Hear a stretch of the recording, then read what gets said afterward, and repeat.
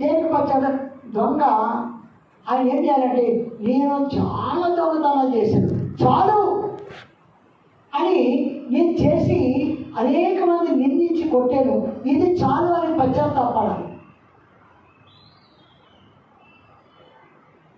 ప్రతిదానికి ప్రతి ఒక్క వ్యక్తి అనేకమైనటువంటి బలహీనతలు ఉన్నాయి. దొంగతనం ఉండొచ్చు, మర్డర్ చేసేవాడు ఉండొచ్చు, లేకపోతే అంటే అనుమానం పడేవారు ఉండొచ్చు, లేకపోతే అనేకమైనటువంటి దూషణం చేసేవారు ఉండొచ్చు. కాబట్టి వాటికే స్వస్తి చెప్పాలి. చెప్పి ఆయన అంటున్నాడు మారు మనసు పొందండి.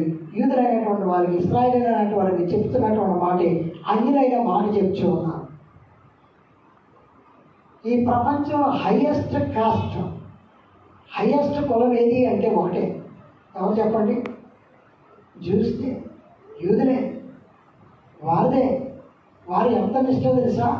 ఏది పడితే తినరు, ఎక్కడ పడితే అక్కడ కూర్చోరు. కాబట్టి వారు వెళుతున్నప్పుడు 6 రాతి బాబులు ఆ ముందు పెట్టేవారు కాళ్ళు కడుక్కుంటారు.